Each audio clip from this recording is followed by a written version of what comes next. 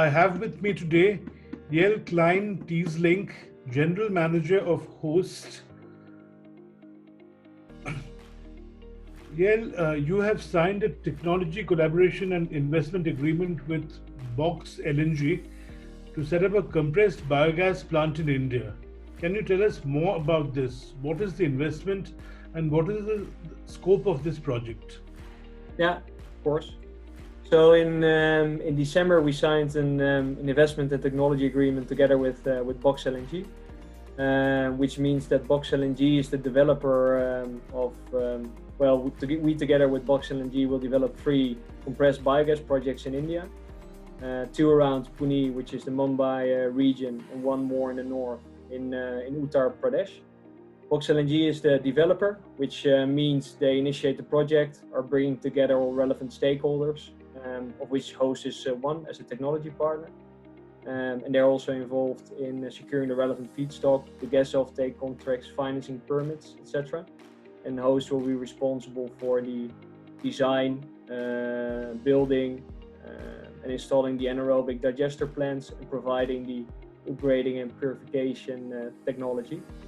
So which is initially for 3 projects, with the scope and the aim clearly to do more, and which we feel together is a great opportunity for India to produce renewable gas out of organic waste material, and thereby become more sustainable through a local for local energy source. I would say in terms of investment, we generally don't disclose the exact investment amounts, but I think both for us and Box LNG, the aim is to invest several millions of euros over the course of next years into the local economy of India. And investment is mainly used for general investments like building the plant, purchasing the equipment, the startup phase of the projects, getting the permits, etc. And in terms of scope, 2 of the 3 projects will be complete design building of new anaerobic digester plants to produce biogas, plus the additional purification equipment to turn the biogas into biomethane, which is a higher methane purity gas, which we call CNG. And 1 is supplying purification equipment to an existing biogas plant that is already built. All 3 projects use presswood as a feedstock material. Presswood is a waste stream from the sugarcane industry, as you might know, which is left after you filter sugar juice. It's a thick material that is now, I think, often left on streets or land, which is, I would say, close to a non-valuable material in India, which we turn into value also for those local companies, because we buy it and turn into renewable energy. For the benefit of our viewers who may not be familiar with Host, can you tell us more about your company? I believe you have 200 installations across the globe. Which countries do you operate in, and what other sectors are you present in? Yeah, of course. I'm always happy to tell people a little bit about Host clearly. So Host is a 30-year-old family-owned technology supplier of bioenergy systems, which are systems to turn organic waste into energy, such as, in this case, for example, renewable gas, but could also be heat or electricity. We focus there on 3 product groups, which is anaerobic digesters, often turnkey, biogas upgrading or purification technology, which are the 2 types of products we are now talking about for India. And the 3rd product group we have is biomass combustion technology, like boilers or CAPs, where we turn, for instance, agricultural waste like cane trash or bagasse, potentially for the sugarcane industry, into heat and power. I think what's unique in a general way about Host is, we exist for 30 years now, which makes us one of the older one of the older companies the most mature companies in the field. And we have a very strong focus on innovation, which makes that we can handle a lot of, I would say, almost all types of feedstock, also the more difficult ones, like rice straw, which is, for example, for India quite relevant. It also makes that our plants are quite reliable and efficient in terms of operational cost.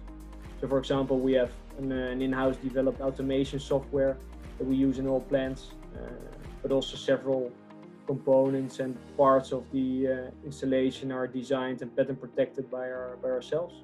And most of the R&D and innovation we do through our own R&D department and research facility in the Netherlands. That also ensures that we are constantly looking and finding ways to improve the plants and improve the performance of our facilities. I would say in terms of geographical focus, well, clearly our heritage is in Europe. That's where we started, in the Netherlands. But now we are supplying facilities throughout the whole of Europe, but also in the US. Over the last years, we also built plants in Japan and China. And now we are increasingly focusing on also the south, also the wider Asia region as an important market for us, with India as one of the core regions where we focus for the near-term future. From what I hear, Box LNG subsidiary ZipGas holds 14 LOIs for the supply of 150 tons per day of compressed biogas. Isn't that too small a scale for a country of India's size and ambitions? Yeah, it's of course a fair question. I mean, India is a very large country with huge ambitions on renewable gas, I would say. But I think both for Box LNG and Host, the ambition is clearly to do more than those just 3 or 14 letters of intent. Also, I know for sure that the Box LNG pipeline of potential projects it's almost growing by the day. So also their ambition is significantly larger than just those 14 LOIs.